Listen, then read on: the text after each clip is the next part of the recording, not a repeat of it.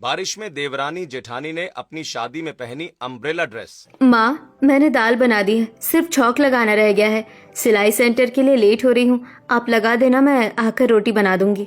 ठीक है बेटा, जा, लेकिन छाता ले जाना मत भूलना। बादल गरज रहे हैं, लगता है आज जोरों की बारिश होने वाली है। पल्लवी छाता और अपना सिलाई सेंटर का बैग लिए जैसे ही घर से बाहर निकलती है तो देखती है कि सामने उसकी बचपन की सबसे खास सहेली मोनिका और केंद्र की कुछ और लड़कियां भी खड़ी हैं। हम तुझे ही आवाज देने वाले थे, चल चलते हैं, बारिश होने से पहले सेंटर पहुँचना है। अब सभी सहेलियां आपस में बात करते हुए अपने सिलाई सेंटर पहुंच जाती हैं। स्टूडेंट्स, आज आपकी सारी ट्रेनिंग कंप्लीट हो गई है। कुछ दिन बाद आपको आपका सर्टिफिकेट भी मिल जाएगा। वैसे आप लोगों से मुझे एक बात कहनी थी। आप सभी स्टूडेंट्स काफी ज्यादा होनहार हैं, इसलिए मैं आपको एक कंपनी के बारे में बताना चाहती हूँ। कुछ टाइम पहले ही एक फैशन डिजाइनर कंपनी खुली है। अगर आप चाहें तो वहाँ जाकर। क्या सच में मैम? अगर हम वहाँ जाकर इंटरव्यू क्लियर कर लेंगे फिर तो हम भी डिजाइनर्स में ही शामिल होंगे ना? हाँ, कह सकते हैं, और तुम लोगों का करियर भी बन जाएगा। हम तो मामूली दर्जी हैं और एक फैशन डिजाइनर में जमीन आसमान का फर्क होता है। स्टूडेंट्स, फर्क होता है, लेकिन इस फर्क को मिटाने का काम अब आपके हाथों में है। हम बस कटे हुए कपड़ों को सिलते हैं, तो वही डिजाइनर्स कपड़ों को डिजाइन करते हैं। एक बार जाकर इंटरव्यू दे दो, क्या पता कुछ बात बन जाए। सारे स्टूडेंट्स सोनम से उस कंपनी का एड्रेस और काफी सारी चीजें पूछकर अब क्लास के बाहर आ जाते हैं। यार, मैं तो सोच रही हूँ कि इसी हफ्ते इंटरव्यू दे आऊं, कितना सही रहेगा ना। सोचो, एक मामूली दर्जी से हम भी फैशन डिजाइनर बन जाएंगे। मेरा तो बचपन से यही सपना था, मैं तो पक्का जाऊंगी। और पल्लवी, तू भी चलेगी ना हमारे साथ? मैं चाहती हूँ कि मैं और तू मिलकर कामयाब हो। हाँ, क्यों नहीं, अगले हफ्ते चलते हैं, जैसे ही सर्टिफिकेट मिलता है। काफी देर तक वहाँ खड़े होकर बात करने के बाद दोनों सहेलियां अपने अपने घर आ जाती हैं और घर आकर अपने घर वालों को भी सारी बात बताती हैं, जिसे सुनकर, लेकिन मोनिका बेटा, मैंने सुना है कि ये लोग फ्रॉड होते हैं। कहीं तेरे साथ कोई धोखाधड़ी कर दी तो? पापा, कुछ नहीं होगा। ज्यादा से ज्यादा क्या मेरी ड्रेस चुरा लेंगे ना, वो तो मैं फिर दोबारा बना लूंगी। आप बस मुझे परमिशन दे दो जॉब करने की, फिर देखना। लेकिन पल्लवी बेटा, अब तेरी शादी की उम्र हो रही है, कुछ दिनों में तुझे देखने के लिए रिश्ते वाले भी आएंगे। अगर उन लोगों को तेरी नौकरी करना पसंद नहीं आया तो? मम्मी, तब की तब देखेंगे ना, अभी क्या दिक्कत है, अभी तो मैं कर ही सकती हूँ। दोनों ही सहेलियां अपने अपने घर वालों को नौकरी करने के लिए मना लेती हैं और अब अगले हफ्ते ही सर्टिफिकेट मिलने के बाद वो उस कंपनी में जाकर इंटरव्यू देती हैं। वैसे तुम लोग हो तो एक मामूली दर्जी, लेकिन तुम्हारा काम काफी अच्छा है। कल से तुम सबकी ज्वाइनिंग है, टाइम से आना है, और अगर ज्यादा वर्क हुआ तो तुम्हें लेट तक रुकना भी पड़ेगा, और मुझे काम में किसी भी तरह की कोई मिस्टेक नहीं चाहिए। सिमरन सभी नए एम्प्लॉयज को सारी इन्फॉर्मेशन दे देती है। वो सभी कंपनी में आकर डिजाइनर्स के तैयार किए हुए डिजाइन्स में अपना थोड़ा बहुत काम करती हैं और उनकी मदद करती हैं। इसी तरह कुछ दिन गुजर जाते हैं। हमारे डिजाइनर सभी काफी सारी ड्रेसेस में बिजी है, इसलिए मैं तुम लोगों को एक ऑर्डर दे रही हूँ। तुम्हें एक ड्रेस तैयार करके लानी है, और कोई मामूली ड्रेस नहीं, ड्रेस थोड़ी यूनिक होनी चाहिए। मैं तुम्हें थीम बता देती हूँ, लेकिन थीम होगा क्या? सिमरन थीम के बारे में सोचने लगती है कि तभी बाहर बादल गरजते हैं और तेज बारिश शुरू हो जाती है, जिसे देख सिमरन को फौरन एक तरकीब सूझती है। तुम लोगों को बारिश के थीम पर कोई ड्रेस बनानी है, वो भी उससे पूरी तरह से मिलती जुलती। लेकिन मैम, हम बारिश से जुड़कर क्या ही बना सकते हैं, मुझे तो कुछ समझ नहीं आ रहा। यही तो फर्क होता है एक डिजाइनर और दर्जी में। अब तुम्हें एक डिजाइनर बनना है या दर्जी, ये तो तुम्हारा ही काम डिसाइड करेगा। सिमरन की ऐसी बातें सुनकर सभी लड़कियों में फुसफुसाहट होने लगती है। तो वहीं घर आने के बाद पल्लवी सीधा मोनिका के घर जाती है। मोनिका, तूने कुछ सोचा क्या? बारिश की थीम पर क्या बनाएंगे? यार, कुछ नहीं आ रहा दिमाग में, मैं तो बिल्कुल ब्लैंक हो चुकी हूँ। भला ऐसा थीम कौन देता है? एक काम करते हैं, एक कपड़ा लेते हैं और उस पर बारिश की बूंदें ड्रॉ कर देते हैं, साथ में कुछ बादल भी बना देंगे। लो, बन गया बारिश की थीम पर ड्रेस। अगर हमने ऐसा किया ना तो हमारे तो लास्ट आने के भी चांसेस नहीं होंगे, कुछ और सोचना होगा। वैसे भी अभी कुछ टाइम बाकी है, तो अच्छा खासा वक्त है हमारे पास। पल्लवी की बात सुनकर मोनिका हंसने लगती है, जिसके बाद अब मोनिका की माँ उन दोनों के लिए गर्मा गर्म चाय पकौड़े बनाकर लाती हैं। अरे आंटी, इसकी क्या जरूरत थी, मुझे बता देती, मैं बना देती पकौड़े। ऐसे कैसे, तू भी मेरी मोनिका की तरह ही है। वैसे अब तो कुछ समय से हम भी मोनिका की शादी कर देंगे। कितना अच्छा होता ना कि शादी के बाद भी हम दोनों सहेलियां एक साथ होते, जैसे देवरानी जेठानी बनकर। तू मेरी जेठानी, मैं तेरी देवरानी, या मैं तेरी जेठानी तू मेरी देवरानी, कैसे रहता? फिर तुम दोनों में मनमुटाव बहुत होता। देवरानी जेठानी की तो खूब लड़ाई होती है, तुम्हारा तो सहेलियों का रिश्ता ही प्यारा है। कमला की बातें सुनकर मोनिका और पल्लवी हंसने लगती हैं। जिसके बाद अब थोड़ी देर में पल्लवी अपने घर के लिए निकल जाती है कि तभी रास्ते में पल्लवी को उसकी गली में रहने वाली एक पूनम नाम की लड़की मिलती है।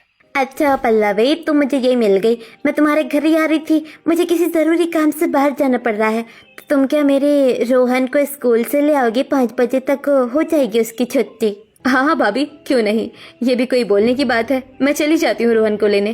पल्लवी पूनम के बेटे रोहन को लेने के लिए स्कूल जाती है।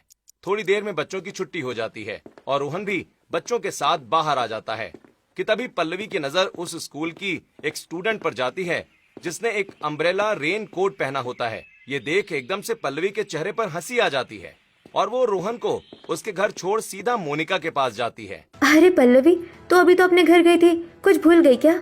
अरे पागल, कुछ नहीं भूली। मुझे ड्रेस का आइडिया आ गया कि हम कौन सी ड्रेस बनाएंगे। हमें बारिश की थीम दी गई है ना, और बारिश में सबसे ज्यादा इस्तेमाल छाता होता है, यानी कि अम्ब्रेला। तो हम बनाएंगे अम्ब्रेला ड्रेस। Umbrella dress? यार तू पीने भी लगी है, तूने मुझे बताया नहीं। तू होश में तो है ना? चल अंदर चल, मैं तेरा नशा उतारती हूँ। अरे पागल, नशे में नहीं हूँ। तूने आजकल के बच्चों की अम्ब्रेला ड्रेस नहीं देखी क्या, जो वो स्कूल जाते हुए पहनते हैं? उसी को देखकर मुझे आइडिया आया। मेरे पास कुछ और भी आइडिया है, रुक मैं अभी तुझे बताती हूँ। पल्लवी मोनिका की ड्राइंग बुक लेती है और उसमें एक बॉडीकॉन टाइप की ड्रेस बनाती है और उस नॉर्मल बॉडीकॉन टाइप की ड्रेस के राइट वाले शोल्डर के ऊपर अम्ब्रेला का नेट का डिजाइन बनाती है, जो देखने में बेहद सुंदर लग रहा था। ये तो बहुत सुंदर डिजाइन है। मुझे लगा कि तू कोई एक्सेसरी बनाएगी जिसमें ड्रेस के ऊपर किसी ने अम्ब्रेला टांग दिया हो, लेकिन ये तो बहुत अच्छा है।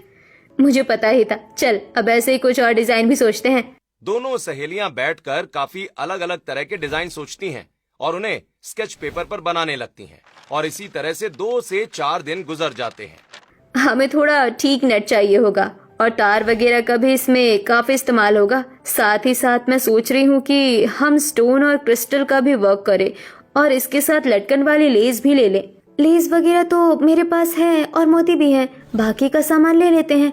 और शीट वगैरह भी लगेगी हमें, और ड्रेसिंग पेपर तो चाहिए।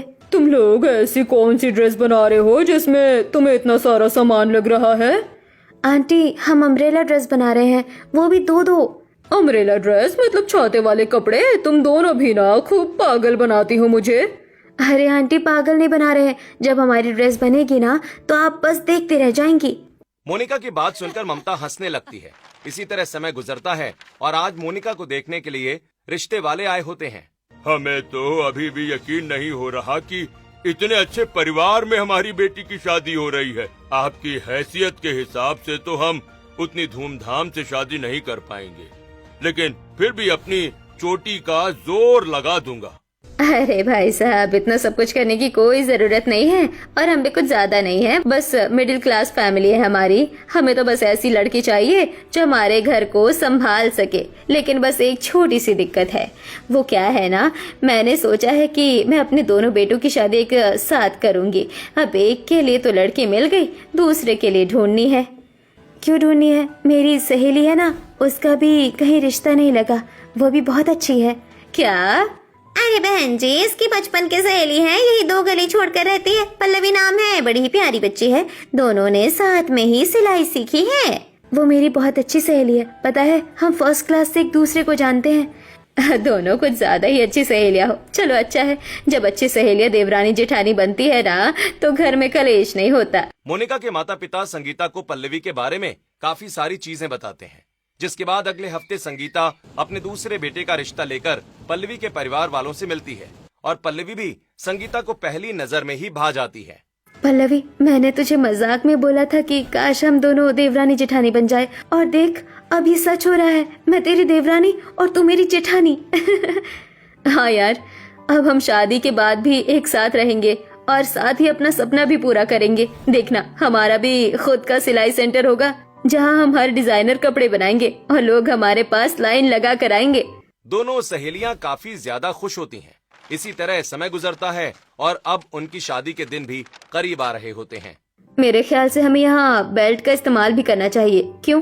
तुम दोनों लड़कियां भी ना शादी की रस्में शुरू होने में हफ्ता भर रह गया है और तुम दोनों हो कि अपनी उसी ड्रेस के पीछे पड़ी हो। अरे बाद में बना लेना, लगी तो ऐसे हो जैसे शादी में ये पहन कर आओगी। आइडिया इतना बुरा भी नहीं है। हर कोई शादी में साड़ी या लहंगा पहनता है, लेकिन हम अम्ब्रेला ड्रेस पहनेंगी। क्यों पल्लवी, सही कहा ना मैंने? इस बात पर कमला और पल्लवी दोनों ही हंसने लगती हैं। इसी तरह हफ्ता भर और गुजरता है और आज दोनों सहेलियों की शादी की रस्में शुरू हो जाती हैं। शादी में 2 दिन ही बचे होते हैं। संगीता, बहुओं के लहंगे अच्छे से पैक होकर आ गए हैं, अब इन्हें कहाँ रखूं? तीनों कमरों में तो मेहमान बैठे हैं और बच्चे भी इधर से उधर भाग रहे हैं। कहीं कोई बच्चा पन्नी ना फाड़ दे। एक काम करिए, आप इसे स्टोर रूम में रख दीजिए। सुबह तक की तो बात है, सुबह तो ये बहुओं के घर चले ही जाएंगे। कमलेश संभाल कर स्टोर रूम में रख देता है, लेकिन स्टोर रूम में मौजूद जो चूहे हैं वो लहंगे के नीचे के हिस्से की पन्नी को काट कर उसमें घुस जाते हैं और काफी जगह बीच से उस लहंगे को कुतर कुतर कर काट देते हैं। तो वहीं अगले दिन कमलेश उस लहंगे को ले जाकर अपनी बहू को देता है और जब पल्लवी सबसे पहले अपना लहंगा खोलकर देखती है तो हे भगवान, माँ ये क्या है? ऐसा लग रहा है कि चूहों ने लहंगे को कुतर दिया है। ये देखो, नीचे की तरफ से पन्नी पहले से ही फटी हुई है। अरे ये कैसे हुआ? एक काम कर, जल्दी से मोनिका को कॉल कर और उससे पूछ कि उसका लहंगा ठीक है या नहीं। पल्लवी मोनिका को कॉल करती है और मोनिका के लहंगे की भी हालत ऐसी ही होती है। अब हम क्या करेंगे? मम्मी तो हमारी होने वाली सास को कॉल कर रही हैं, अब वही कुछ कर सकती हैं। कमला अब जल्दी से संगीता को कॉल करती है और उसे सारी बात बताती है। हे भगवान, मैं तो ये भूल ही गई थी कि स्टोर रूम में चूहे हो रखे हैं। अब क्या करूं? अगर शादी में 3-4 दिन भी होते तो दूसरा लहंगा मंगवा लेते। अब एक दिन पहले लहंगे का इंतजाम कहाँ से होगा? बहन जी, साड़ी में भी तो लड़कियां शादी करती है। आप कोई अपनी बेटी को शादी में देने वाली साड़ी ही पहना दीजिए। मैं ममता बहन को भी कॉल करके बता देती हूँ। दोनों सहेलियों के घर वाले तो इस बात को मान जाते हैं, लेकिन उनका दिल काफी उदास हो जाता है। मोनिका, हम ऐसे हार नहीं मान सकते हैं। हम दर्जी है ना, हम कुछ न कुछ तो इंतजाम कर ही लेंगे। मेरे पास कुछ इसी रंग के कतरन है, मैं देखती हूँ कुछ होता है तो तू भी कोशिश कर। दोनों सहेलियां कॉल काट कर अपनी अपनी सिलाई मशीन लेती हैं और उस पर अपने उस कुतरे हुए लहंगे को ठीक करने की कोशिश करती हैं, लेकिन लाख कोशिशों के बाद भी दोनों सहेलियों से वो ठीक नहीं हो पाता। अब क्या करूं? हमारे पास तो कोई इतनी हैवी साड़ी भी नहीं है जिसे हम शादी में पहन सके। ऊपर से दिन की शादी है, रात की होती तो कहीं न कहीं से साड़ी तो ले आते। पल्लवी की आंखों में आंसू आने ही लगते हैं कि तभी पल्लवी की नजर सामने डमी पर लगी अपनी आधी अधूरी अम्ब्रेला ड्रेस पर जाती है, जिसे देख पल्लवी को कुछ सूझता है और वो जल्दी से मोनिका को कॉल मिलाती है। तो वहीं मोनिका अपनी माँ के साथ पल्लवी के घर आती है। पल्लवी, तूने इतना जल्दी में क्यों बुलाया? हमने इतनी कोशिश कर ली लहंगा सही करने की, लेकिन हमारा लहंगा सही नहीं हुआ। इसलिए अब मैंने सोचा है कि हम शादी में अपनी बनाई हुई ये अम्ब्रेला ड्रेस पहनेंगे। ये तो क्या कह रही है? शादी में लड़कियां साड़ी या लहंगा पहनती है, गाउन तब भी चल जाता है, लेकिन हम अपनी अम्ब्रेला ड्रेस कैसे पहनेंगे? वो भी वो ड्रेस जो अभी पूरी बनी भी नहीं है। ये ड्रेस तो बिल्कुल भी किसी दुल्हन के लायक नहीं लग रही है। ड्रेस में बस थोड़ा बहुत कमी है जो 1-2 घंटे में हम खत्म कर सकते हैं। और रही दुल्हन बनने की बात, तो लहंगे में सबसे ज्यादा जरूरी दुल्हन की चुन्नी होती है, जो हमारी सही सलामत है। हम उसे इस ड्रेस में अटैच कर देंगे, फिर देखना। पल्लवी की बात सभी को काफी अजीब लग रही थी, लेकिन मोनिका जानती थी कि उसके पास इसके अलावा कोई और दूसरा रास्ता नहीं है। जिसके बाद अब मोनिका अपनी सिलाई मशीन और अम्ब्रेला ड्रेस लेकर पल्लवी के घर आती है और अपनी अधूरी ड्रेस को दोनों सहेलियां मिलकर पूरा करती हैं। ड्रेस तो बन गई है, बस अब सब कुछ भगवान भरोसे है कि कैसे होगा कैसे नहीं। अब इसी तरह सुबह हो जाती है और धीरे धीरे बारात के आने का वक्त भी हो जाता है। दोनों सहेलियां अपनी बनाई हुई अम्ब्रेला ड्रेस पहनकर सिर पर शादी के लहंगे का पल्लू ले लेती हैं। पल्लवी, मोनिका, तुम दोनों तो आज तक की सबसे अनोखी ब्राइड लग रही हो। कितनी सुंदर दिख रही हो तुम दोनों। और वो देखो, बाहर तो बारिश भी हो रही है। अब तो तुम्हारी अम्ब्रेला ड्रेस बिल्कुल सूट कर रही है तुम पर। सूट करने से क्या होता है? जो नियम कानून है वो तो नहीं हो पाया ना। पता नहीं बाहर मौजूद लोग क्या बोलेंगे क्या नहीं, कहीं तुम दोनों के रिश्ते पर ही बात ना आ जाए। अब जो होना था सो हो गया, अब या तो आर होगा या पार। पल्लवी और मोनिका एक दूसरे का हाथ पकड़ती हैं और अपनी इस अम्ब्रेला ड्रेस से बाहर सभी लोगों के सामने एंट्री लेती हैं। जैसे ही उनके ससुराल वाले और बाहर मौजूद बारातियों और मेहमानों की नजर उन दोनों सहेलियों की अम्ब्रेला ड्रेस पर पड़ती है, और ये दोनों दुल्हनों ने कैसे लहंगे पहने हैं? ये लहंगा ही है या कुछ और? ऐसा लग रहा है कि इन्होंने सिर पर छाता ही पहन लिया हो। मैंने दोनों बहुओं को कहा था कि साड़ी पहन लेना, लेकिन ये इन्होंने कैसे अजीब सी ड्रेस पहनी है। वाह, हर बोरिंग ब्राइड की तरह इन दोनों ने तो लहंगा या साड़ी कुछ भी नहीं पहना, बल्कि एक यूनिक सी ड्रेस पहनी है। बिल्कुल अम्ब्रेला जैसा लग रहा है ना, मानो जैसे अम्ब्रेला ड्रेस ही हो। अरे जरा देखो तो सही इन दोनों होने वाली देवरानी जेठानी की हरकतों को। इस तरह के कपड़े कौन पहनता है भाई शादी में? इन्होंने तो हद ही पार कर दी है। जहाँ कुछ लोग दोनों देवरानी जेठानी की अम्ब्रेला ड्रेस को देखकर चौंके हुए थे तो कुछ उनकी तारीफ भी कर रहे थे, तो वहीं मौजूद ज्यादातर लोग ताने देने में लगे थे। तो वहीं अब पल्लवी और मोनिका धीरे धीरे आगे बढ़ती हैं और जैसे ही अपने पतियों के पास पहुंचती हैं, पल्लवी तुम बहुत सुंदर लग रही हो। ये तुम्हारी वही अम्ब्रेला ड्रेस है ना जिसे तुम बना रही थी? मुझे याद है, तुम दोनों ने तो सच में कमाल कर दिया। बहू, ये तुम दोनों ने क्या पहना है? साड़ी पहन लेती, या वो भी नहीं थी तो सूट, लेकिन ऐसे कपड़े कौन पहनता है, वो भी इतने अजीब। माँ जी, ये अम्ब्रेला ड्रेस है जो हम अपने काम के लिए बना रहे थे, लेकिन सिचुएशन ही ऐसी हुई कि हमें यही ड्रेस पहननी पड़ी। संगीता को वो सारी बात बताती है जिसे सुनकर मम्मी, अब बोलने का क्या है फायदा? वैसे कुछ भी हो, भाभी सुंदर तो लग ही रही है ना। चलिए, अब शादी का मुहूर्त निकला जा रहा है। वैसे देखा जाए तो इस बारिश के मौसम में दोनों भाभियों की ड्रेस तो बिल्कुल मैच हो रही है। दोनों ही देवरानी जेठानी अब इस ड्रेस के साथ मंडप में बैठती हैं, जहां उनकी शादी की रस्में शुरू होती हैं। तो वहीं मेहमानों और बारातियों में मौजूद कुछ लोग ताने कसने से अभी भी बाज नहीं आ रहे थे। जरा देखो तो सही बेशरम लड़कियों को, इन्होंने तो सारे रीति रिवाज ही बदल दिए। अरे अगर लहंगा खराब हो गया था तो कुछ और पहनती, ऐसे कपड़े पहनने की क्या जरूरत थी? मुझे तो लगता है कि इन लोगों ने जानबूझकर लहंगा खराब किया है ताकि ऐसे कपड़े पहनने और लोगों को अपना अंग प्रदर्शन करवा सके। पल्लवी ये बात सुनती है जिससे उसे काफी दुख तो होता है, लेकिन वो कुछ कहती नहीं। दूसरी तरफ आप दोनों साथ में सच में बहुत सुंदर लग रही हैं। एक काम करिए, आप इस तरह खड़ी रहिए और अच्छे अच्छे से पोज दीजिए। फोटोग्राफर की बात सुनकर दोनों देवरानी जेठानी अच्छे अच्छे पोजेस देने लगती हैं कि तभी एक नम्रता नाम की लड़की उनके पास आती है। मुझे आपकी ड्रेस काफी अच्छी लगी। भले ही लोग कुछ भी कहें, लेकिन आपकी ये ड्रेस काफी अच्छी है। क्या मैं इसकी फोटो क्लिक करके सोशल मीडिया पर डाल सकती हूँ? हाँ हाँ, क्यों नहीं। और इसका नाम अम्ब्रेला ड्रेस है। कुछ लोगों की बुराइयों के बाद कुछ लोगों की तारीफ सुनकर दोनों देवरानी जेठानी काफी ज्यादा खुश हो जाती हैं। तो वहीं उनके ससुराल वाले देख रहे हो जी, कितने सारे लोग हमारी बहू को ताने दे रहे हैं। अच्छे खासे दिन का मजाक बन गया है। दोनों देवरानी जेठानी ने तो हमारी अच्छी खासी बेइज्जती करवा दी। ताने दिख रहे हैं लोगों के, लेकिन जो लोग तारीफ कर रहे हैं उसका क्या? देखो संगीता, लोगों का काम है कहना, आज कहेंगे कल भूल जाएंगे, लेकिन बहुओं के साथ हमें रहना। अब उनकी भी तो मजबूरी थी, हाँ, तभी तो उन्होंने ये कदम उठाया, वरना कौन सी दुल्हन अपनी शादी के दिन ऐसे कपड़े पहनना चाहेगी। संगीता भी कहीं न कहीं अपना गुस्सा छोड़ कमलेश की बात को समझती है। इसी तरह अब बाकी की रस्में भी होती हैं और दोनों देवरानी जेठानी विदा होकर अपने ससुराल आ जाती हैं। शादी का अगला दिन। मुझे तो लग रहा था कि तुम उस इंडो वेस्टर्न ड्रेस में ही इतनी सुंदर लग सकती हो, लेकिन तुम तो इस साड़ी में भी बहुत सुंदर लग रही हो। मेरा तो दिल ही नहीं चाह रहा कि मैं तुम्हें कमरे से बाहर जाने दूं। आप भी ना, चलिए, बाहर सब इंतजार कर रहे हैं। शादी के बाद दोनों देवरानी जेठानी, जो अब एक दूसरे की रिश्तेदार बन चुकी थीं, दोनों मिलकर अच्छे से घर की जिम्मेदारी संभालती हैं। ऐसे ही कुछ दिन और गुजरते हैं और आज पल्लवी अपनी एक छोटी सी सिलाई मशीन पर अपने कुछ कपड़े सिल रही होती है।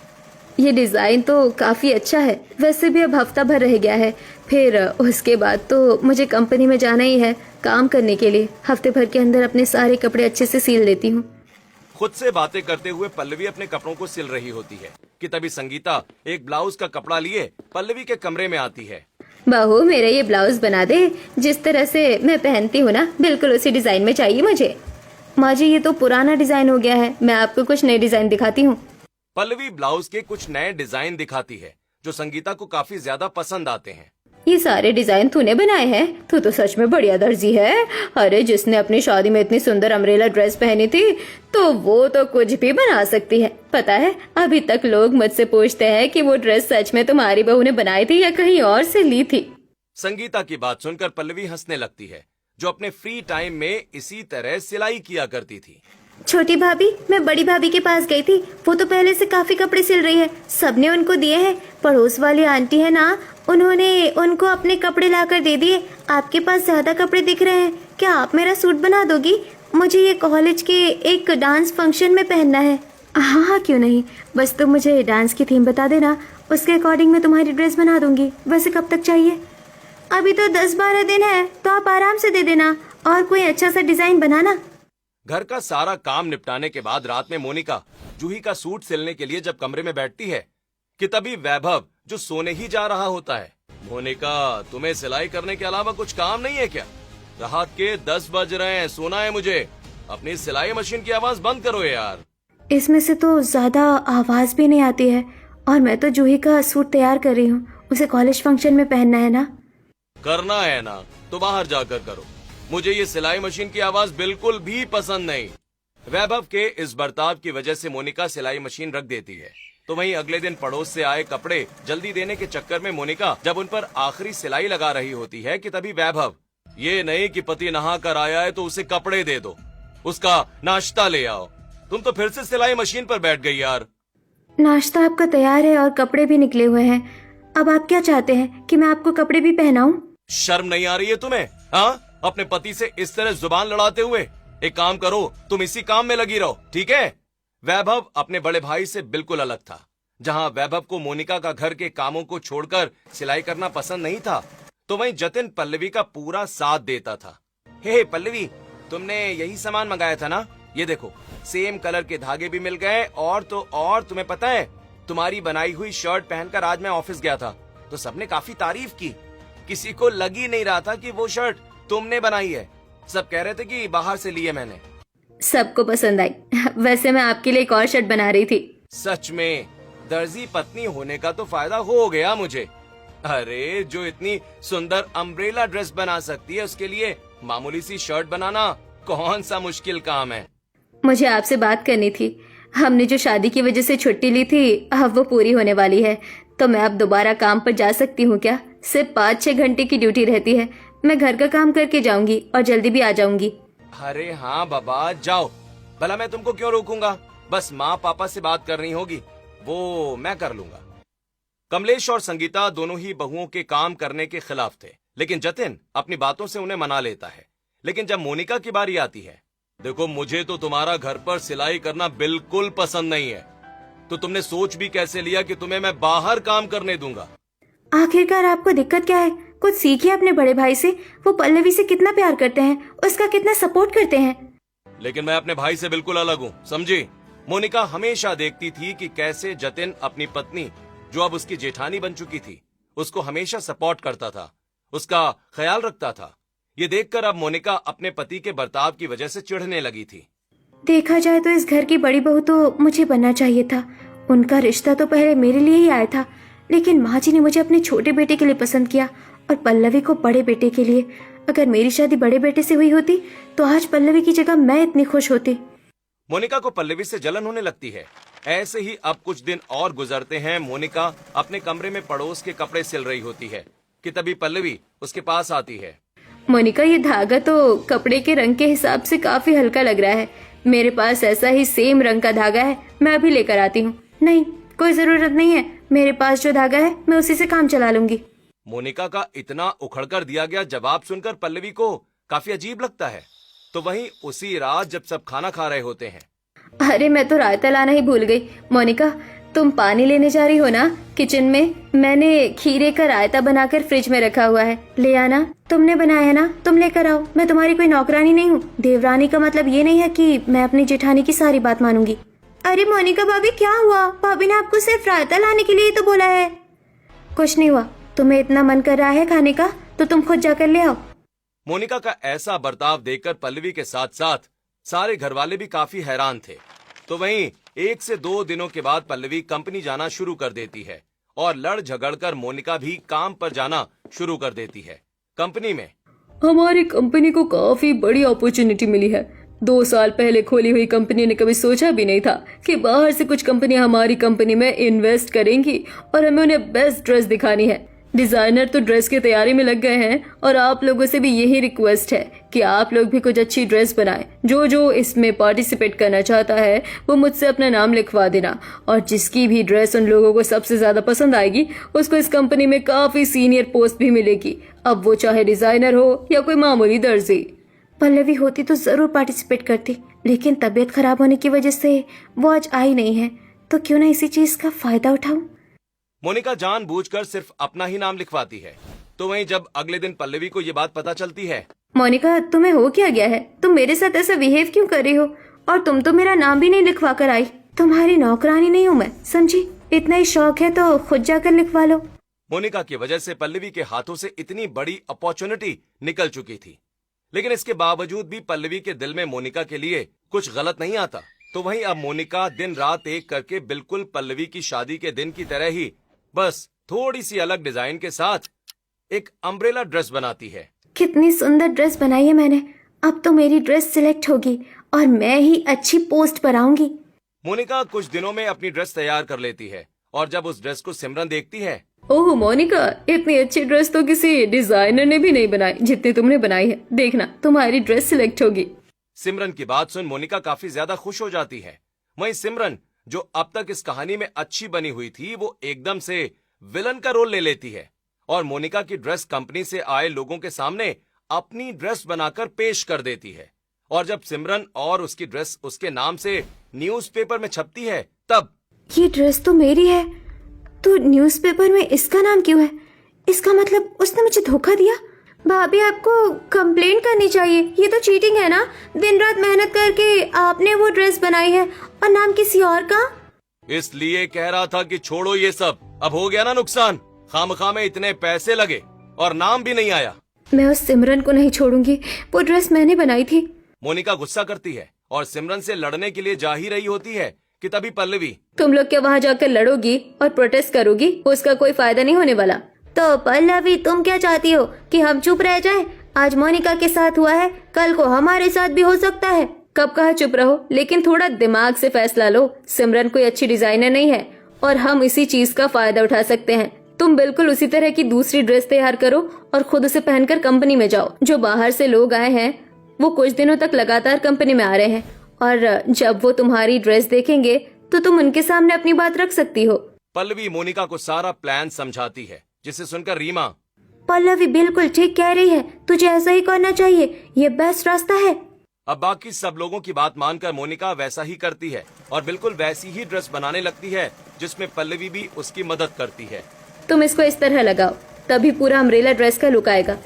अपने ऐसे बर्ताव के बावजूद पल्लवी को अपनी मदद करता देख मोनिका को थोड़ा अजीब लगता है, जिसके बाद अब मोनिका जल्दी पल्लवी की मदद से ड्रेस बनाकर तैयार कर लेती है और पल्लवी अपनी कुछ सहेलियों के साथ मोनिका की इस ड्रेस को पहनकर कंपनी में बाहर से आए लोगों के सामने जाती है।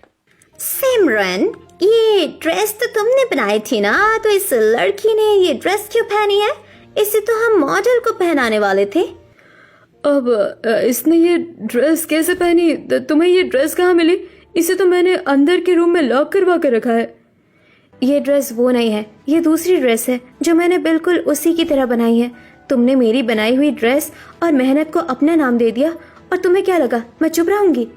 वो ड्रेस मैंने बनाई है, समझे तुम? मामूली दर्जन इतनी अच्छी ड्रेस नहीं बना सकती। तुम्हारा काम सिर्फ कपड़े सिलना है, ना कि डिजाइन करना। वेल, आप दोनों में से सच कौन कह रहा है और झूठ कौन कह रहा है? ये ड्रेस आखिरकार बनाई किसने है? ड्रेस मोनिका ने बनाई है और इसका प्रूफ भी है हमारे पास। पल्लवी उन लोगों को मोनिका के पेपर पर तैयार किए हुए स्केचेस दिखाती है, और जब मोनिका इस दूसरी ड्रेस को बना रही थी तब भी पल्लवी की शूट की हुई वीडियो उन लोगों को दिखाती है। वो काफी नहीं है तो आप अपनी आंखों के सामने ड्रेस बनवाइए।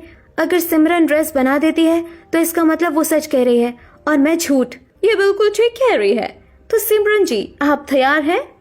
सिमरन को डिजाइन के नाम पर ज्यादा कुछ नहीं आता था, जिसके चलते वो उन लोगों की बात सुनकर चुप रह जाती है, और सिमरन के चुप रहने से सबके सामने उसकी सच्चाई भी आ जाती है। वेल, तो हमें पता नहीं था कि सिमरन जी ने हमें धोखा दिया है, लेकिन कोई बात नहीं, हमें असली डिजाइनर तो मिल गई। ऐसी डिजाइनर तो हमारी कंपनी में होनी चाहिए, इसलिए हम चाहते हैं आप हमारी कंपनी में बतौर डिजाइनर काम करें। काफी अच्छी पोस्ट है, साथ साथ अच्छी सैलरी भी दे रहे हैं। मोनिका ने जितना नहीं सोचा था उसे उस हद से ज्यादा मिल चुका था। तो वहीं इन सब में सबसे ज्यादा खुशी पल्लवी को थी। मोनिका, देखा, तुम तो बस थोड़ा बहुत सोचती थी अपने लिए और भगवान ने तुम्हें कितना कुछ दे दिया। पल्लवी की ऐसी बातें सुन मोनिका की आंखें भर आती हैं, जिसे देख पल्लवी, अरे मोनिका, क्या हुआ तुम्हें? रो क्यों रही हो? मैंने कुछ गलत कहा क्या? जब जेठ जी तुम्हारा साथ देते थे, तुम्हें सपोर्ट करते थे, तो मैं तुमसे जलने लगी थी ये सोचकर कि मेरा पति ऐसा क्यों नहीं है। और जबकि ये रिश्ता पहले मेरे लिए आया था, फिर भी मैं देवरानी और तुम जेठानी बनी। पर सच में मैं कितनी गलत थी ना। जो होता है कहीं ना कहीं सही चीज के लिए ही होता है और मैं बहुत खुश हूँ। चलो अब इन सब चीजों को भूल जाओ। मोनिका की इस अपॉर्चुनिटी के बारे में जब उसके ससुराल वालों को पता चलता है तो वो लोग भी काफी ज्यादा खुश होते हैं। तो वहीं वैभव भी इस बारे में धीरे धीरे अपनी सोच बदलता है। मैं तो अपनी बहू को मामूली दर्जन समझते थे, लेकिन वो तो कितनी बड़ी डिजाइनर निकली। पता है भाभी, आज पड़ोस की लड़कियां भी आपके बारे में पूछ रही थी। मुझे तो बहुत अच्छा लग रहा था। चलो, जो मैंने तुम्हारे बारे में सोचा था तुम तो बिल्कुल उसकी उल्टी निकली। तुम्हारे साथ साथ अब मेरा भी नाम हो गया। अपनी पत्नी का सपोर्ट करना, उसे प्यार देना, रिस्पेक्ट देना तो हर हस्बैंड का फर्ज होता है। और मैं चाहता हूँ कि जिस तरह तेरी ये सोच बदली है ना, उसी तरह तू हमेशा मोनिका का भी साथ दे। मोनिका काफी ज्यादा खुश होती है और अब वो कई महीनों तक इस कंपनी में काम करती है। और कई महीनों के एक्सपीरियंस के बाद मोनिका अपनी जेठानी पल्लवी के साथ मिलकर अपना खुद का सिलाई सेंटर खोलती है, जिसमें वो लोगों को सिलाई सिखाने के साथ साथ खुद के भी नए नए डिजाइन बनाकर सोशल मीडिया पर डालती है, जो लोगों को काफी पसंद आते हैं।